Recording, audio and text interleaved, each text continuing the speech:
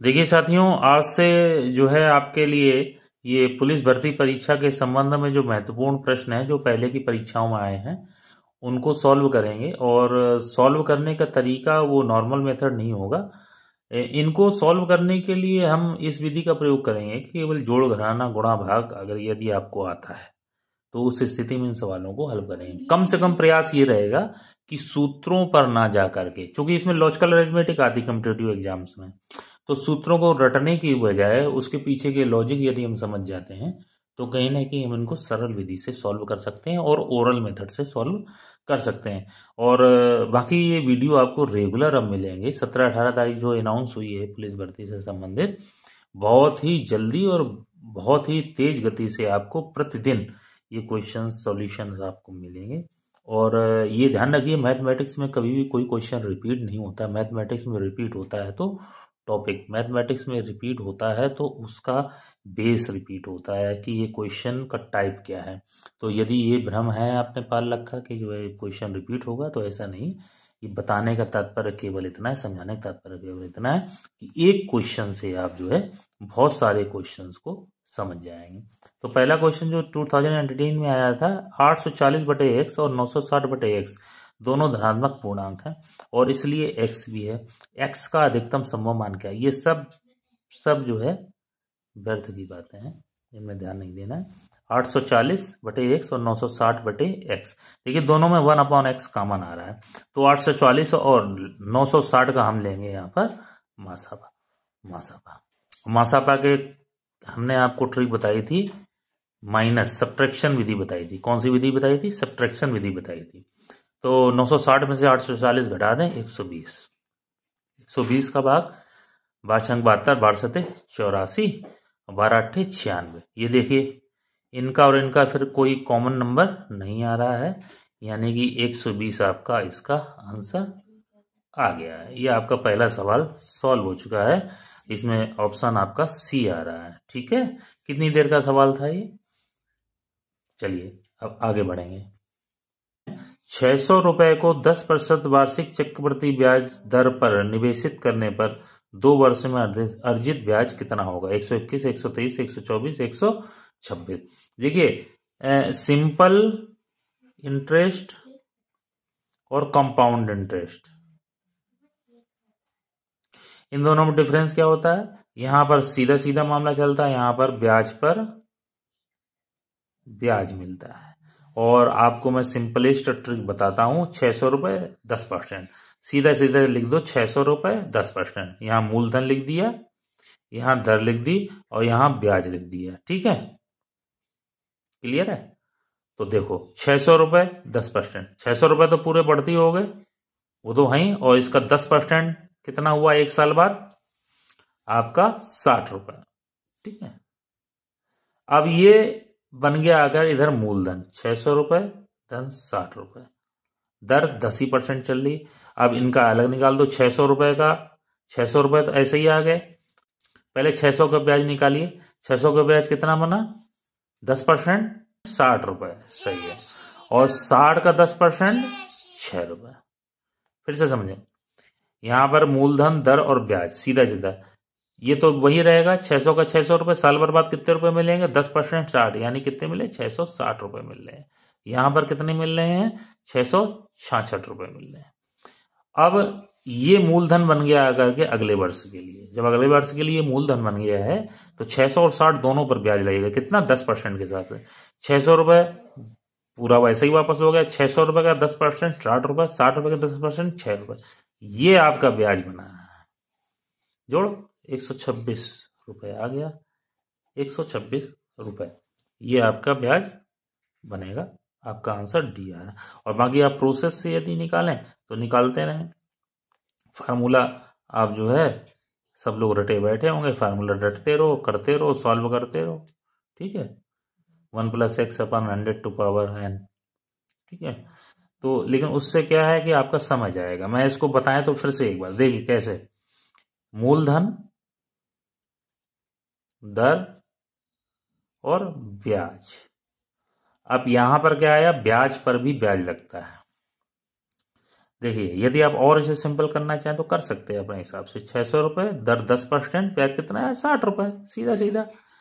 अब अगले साल फिर 600 और ये 60 बढ़ गया, दर 10% ही है। 600 का 10% 60 रुपये और 60 का 10% 6 रुपये। ये ब्याज ही तो पूछा उसने, ब्याज कितना होगा। ठीक है, तो ब्याज कितना होगा, 6 6 12 120 और 6 126। अगर कुल रकम पूछे यानी कि मिश्रधन क्या हो जाएगा आपका, हो जाएगा 600 प्लस 126, 600 प्लस 126, 726 रुपये आपको मिले। चलिए अगला प्रश्न है, 450 का 78% कितना होगा। तो देखिए वैसे परसेंटेज निकालने के बेसिक अगर मेथड में चलें तो 450 गुणा 78, जब परसेंट हटता है तो बटे 100 लग जाता है। अब आप इसको सॉल्व करेंगे, 0 और ये 10 का भाग दे दीजिए, 45 गुणा 78 बटे 10 आ गया। अब 45 और 78 को गुणा करिए और उसके बाद 10 से उसे डिवाइड करिए। चलिए करते हैं, 45 गुणा 78, 8 45 गुणा 4, 8 32 4 36, 7 3 7 28 3 31, 0 11 3 1 4 1 5 3, और इसमें 10 का भाग दे देंगे तो कितना आ जाए, एक 0 कैंसिल हो गया, 351, यानी आपका ये विकल्प सही आ गया। लेकिन ये कैलकुलेशन बहुत टाइट हो गया है ना, तो आप जब भी सवाल करें देखिए इसमें नोट ध्यान रखें, यदि पूछा गया मान 10 के गुणज में हो तो मूल संख्या में एक अंक बाद दशमलव लगा देंगे। ठीक है, जैसे कि एग्जाम्पल है 370, 376 ले लीजिए, 376 और पूछा जा रहा का 70%, तो आप सीधे 376 में यहां लगा देंगे 37.6 गुणा 7। ठीक है, सीधे सीधे। और यदि सब इससे भी सिंपल जो है यदि आप करना चाहें, इससे भी सिंपल, तो संख्या में 2 अंकों बाद दशमलव लगा देंगे। तो अब दूसरा इसका एग्जाम्पल तो यही आ गया, कैसे 450 था तो इसमें हो जाएगा 4.5 गुणा सीधा सीधा आपका 78 कर देंगे, आपका आंसर यही आ जाएगा। अब ये आपका इतना स्टेप, ये गुणा भाग जोड़ बनाना बचेगा, सीधे सीधे गुणा करके करेंगे। अब इसका गुणा कितना आ जाएगा, 3510, एक अंक पर दशमलव था, 351 आ गया आंसर। इतनी देर में आपका ये सवाल सॉल्व हो गया। अगला प्रश्न है, सुविक को 198 रुपए में एक वस्तु को बेचने से 12% की हानि हुई, 8% का लाभ कमाने के लिए उसे कीमत को कितना बढ़ाना चाहिए था। देखिए प्रश्न को ये ध्यान रखिए, मैथमेटिक्स में किसी भी प्रश्न, किसी भी समस्या को हल करने के लिए बहुत सारी विधियां होती हैं, ये मैं कई बार आपसे कह चुका हूं, लेकिन आंसर तो एक ही आता है। मैथमेटिक्स की खासियत यही होती है। अब जब आंसर एक आ रहा है तो आंसर कौन कितने कम समय में फुल एक्यूरेसी के साथ निकालता, वही सफलता की कुंजी है। चलिए इसको पहले देखते हैं ट्रेडिशनल मेथड से। 12% की हानि हुई, 198 रुपए, ये कितने पर, जब 12% की हानि हुई तो ये कितना हो गया, 88% हो गया। 12% हानि, ये देखिए 88 और 12 कितना हो गया, 100 हो गया, यानी ये 100%, यानी ये 198 88% हुआ। और 8% का लाभ कमाना चाहिए कितना, 108%, यानी 8% का लाभ चाहिए उसे। तो सीधा सीधा प्रश्न हो गया, 198 कितना है भैया आपका, 88% है, तो 108% कितना होगा, कैलकुलेशन करेंगे भैया, 11 8 88, 11 11 11 8 88, और 4 दूनी 2 चौको 8, दूनी 18, 4 दूनी 8, 4 दूनी 8, 4 सत्ते 28, 9 सत्ते 63, 3 6, 9 18 6 24, 243 आया, 243 आया। अब हमें अगला स्टेप क्या करना पड़ेगा, 243 में से 198 माइनस करने पड़ेंगे, आ जाएगा 45। ये विकल्प आ गया इसका। अब इसमें देखिए आप स्टेप कितने हो गए। पहला स्टेप तो हमने जानकारी है, दूसरा स्टेप कैलकुलेशन है, तीसरा स्टेप ही सब्ट्रैक्शन है। 3 स्टेप। अब ये स्टेप हमें कम करने पड़ेंगे, कंपटीशन लेवल पर स्टेप कम करने पड़ेंगे, जंप करना पड़ेगा हमको। तो हम सीधे सीधे देख लेते हैं। था कितना 88, चाहिए कितना 108, डिफरेंस कितना 20%। सीधा सीधा सवाल हो गया। 88% दिया हुआ था, चाहिए 108%, डिफरेंस कितना है 20%। तो सीधा सीधा कर देंगे 198/88 इंटू 20, हो गया सवाल। 11/88, 11 कम 11, 11/88, 2 चौको 8, 2 नम 18, 4 पंचे 20, 9 पना 45। आंसर आ गया, वही आंसर आया ना। तो यहां पर हमने इसके स्टेप जंप करे और सबने समय को बचाया। ये चाहे तो आप ओरल भी कैलकुलेशन कर सकते हैं।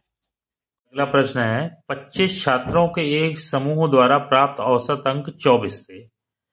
एक छात्र ने समूह छोड़ दिया जिसके परिणाम स्वरूप शेष छात्रों का औसत 25 हो गया, लेकिन एक अन्य छात्र समूह में शामिल हो गया जिसके परिणाम स्वरूप समूह के औसत अंक गिरकर 24.8 रह गए।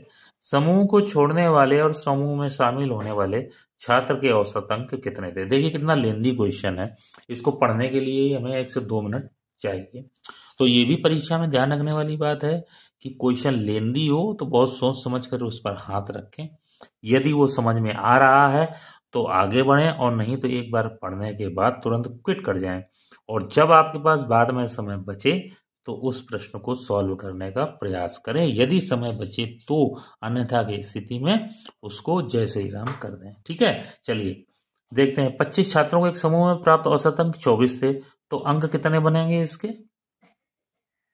25 गुणा 24। ठीक है, और एक छात्र समूह को छोड़ गया तो अब बच्चे कितने बचे 24। ठीक है, और औसत कितना आया 25 हो गया। तो भैया इसका भी गुणा करोगे 600 आएगा, इसका भी गुणा करो 600 आएगा। यानी पहले 25 बच्चे थे, ठीक, और औसत अंक 24 थे, तो कुल अंक 25 बच्चों कितने हो गए 600। चलो भाई अच्छी बात है। अभी क्या है कि एक बच्चा छोड़ गया तो बच्चे बचे 24, लेकिन औसत अंक बढ़ गया, एक 24 से हो गया 25, यानी कितना हो गया 25। तो 24 गुणा 25 600, यानी कि उसके रहने या ना रहने से औसत अंक पर कोई फर्क नहीं पड़ा। इसका मतलब वो लड़का बिल्कुल बेकार है। लड़के के अंक कितने आ गए 0, यानी कि वो रहे या ना रहे औसत बदलता है, लेकिन जो कुल अंक हैं 600 वो बदलते नहीं है, यानी उसके अंकों का कोई प्रभाव ही नहीं पड़ रहा है कुल अंकों पर, यानी वो अंक के लड़के के अंक का मान 0 है। चलिए अब आगे बढ़ते हैं। आगे क्या दिया, लेकिन एक अन्य छात्र समूह में शामिल हो गया जिसके परिणाम स्वरूप समूह के औसत अंक गिरकर 24.8 रह गए।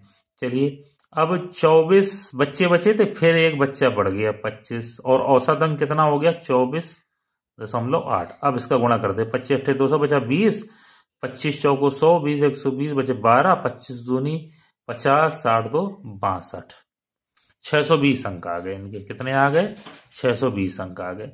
अब 620 अंक जब आ गए, पहले 600 थे 620 अंक आ गए, यानी नए बच्चे के अंक कितने आए,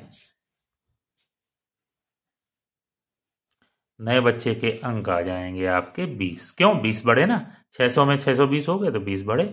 अब प्रश्न क्या कह रहा है, समूह को छोड़ने वाले ये लड़का और समूह में शामिल होने वाला ये लड़का, उनका औसत अंक कितने थे। औसत निकालने के लिए क्या करेंगे, 0 में 20 जोड़ दो और बटे 2 कर दो। ध्यान रखना औसत में कुल जो संख्याएं होती हैं उन संख्याओं की संख्या का डिवाइड करते हैं। ठीक है, तो 0 में 20 जोड़ेंगे 20 बटे 2 बराबर 10। औसत कितना आ गया 10।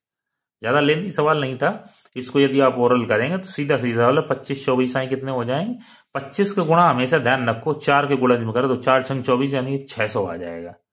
भाई 4 को गुणा करते 100 आता ना 25 में, तो 4 छंग 24 600 आ जाएगा। ठीक है, और इधर 25 और 24 हो गया, एक छात्र चला गया था तो भी 600 आ गया।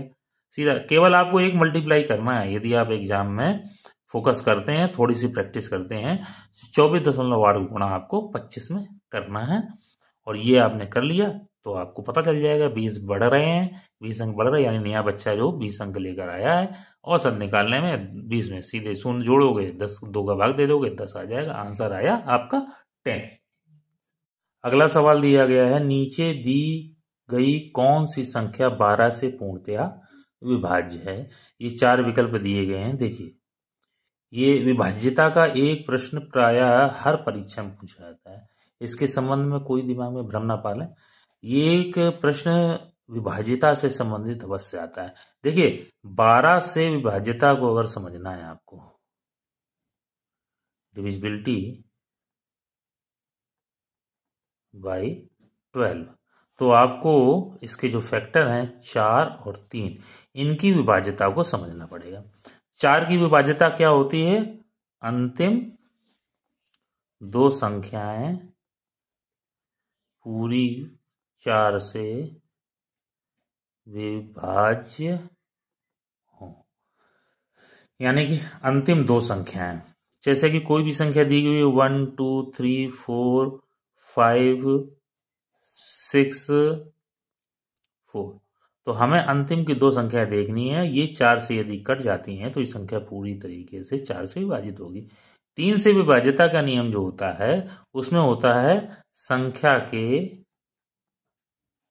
अंकों का योग 3 से पूरा कटे। ठीक है, यही सेम नियम जो होता है वो 9 से विभाज्यता का भी होता है। ठीक है, तो अब आप समझ लें एक बात को, जो 3 से विभाज्यता का नियम है वही 9 से विभाज्यता का नियम है। तो 4 के लिए हमें अंतिम 2 अक्षर देखने, 3 के लिए सभी को जोड़ना पड़ेगा। तो अब ऊपर आ जाते हैं। देखिए, सबसे पहले सबसे सरल मेथड चलते हैं। अंतिम 2 अक्षर, ये 4 से कट रहा है। ठीक है, और ये 4 एकम 4, 4 ने ये भी 4 से कट रहा है। 4 एकम 4 4 16, ये भी 4 से कट रहा है। 4 7 28, ये भी 4 से कट रहा है। भाई चारों के लास्ट 2 अंक 4 से कट रहे हैं। हमें इनका एडिशन देखना, हम यही सॉल्व कर लेते हैं। 4 1 5 7 8 12, 4 16, 4 20, 3 से नहीं कट रहा है, नॉट डिविजिबल बाई 3। 4 3 7 9 7 16 और 7 23 6 29, not divisible by 3। 8 2 10 18, 5 23 6 29, not divisible by 3। 5 7 5 12, तो 14, 2 16, 8 24, डिविजिबल बाई 3। 3 के पहाड़े में 8 बार आता, 3 8 24। तो ये वाला विकल्प हमारा सही हो गया। यहाँ ध्यान देने वाली बात है, मैंने आपको बताया डिविजिबिलिटी का एक क्वेश्चन हर परीक्षा में आता है। इसको ध्यान से समझ लें, डिविजिबिलिटी तैयार कर लें। नहीं अगर तैयार हो पा रही हो तो कमेंट बॉक्स में आप डालें, मैं डिविजिबिलिटी का एक अलग से वीडियो बना के डाल दूंगा शॉर्ट ट्रिक के साथ में। ठीक है, फिलहाल यहाँ 4 और 3 की डिविजिबिलिटी आप समझ लें। चलिए अगले प्रश्न को देखते हैं। यदि 154 मीटर लंबी रस्सी को 9:5 के अनुपात में विभाजित किया जाता है तो छोटे टुकड़े की लंबाई मीटर में कितनी होगी? बहुत सिंपल क्वेश्चन है, और ऐसे क्वेश्चंस को आपको ओरल सॉल्व करना पड़ेगा। और यदि आप ओरल सॉल्व नहीं करेंगे तो परीक्षा में आपका समय समायोजित नहीं हो पाएगा, समय आपका मैनेजमेंट जो है वो बिगड़ जाएगा। देखिए, 154 मीटर लंबी रस्सी है, 9:5 का रेशियो है, तो सबसे पहले आप क्या करेंगे, 9 और 5 को जोड़ देंगे, 9 + 5 14। ये कौन से टॉपिक का सवाल है? रेशियो। टॉपिक कौन सा है? रेशियो। तो 9 5 14 हो गया, 154 में 14 का भाग दे देंगे तुरंत, 154/14, सीधा सीधा 14 एकम 14, 14 एकम 14, 11 आ रहा। अब 11 का गुणा एक बार 9 में कर देंगे, एक बार 5 में कर देंगे। पूछा किसका गया है? छोटे टुकड़े की लंबाई। ठीक है, तो छोटे टुकड़े से मतलब बड़े टुकड़े से मतलब बड़ा वाला 9 है, छोटा वाला 5, 11 5 55 मीटर। आंसर इसका बी आ गया है। कितनी देर लगी इसको सॉल्व करने में? और एक बात और ध्यान रखें कि आपके इस परीक्षा में माइनस मार्किंग, निगेटिव मार्किंग दी हुई है। तो आपको यदि कोई प्रश्न उलझा रहा है तो उस प्रश्न में आप समय बर्बाद ना करें। माइनस मार्किंग है, अगर वो गलत भी हो गया तो आपका वैसे भी नंबर कट रहा है और उसके बाद आपका समय भी जा रहा है, यानी डबल ट्रबल में आप आ जाएंगे। ठीक है।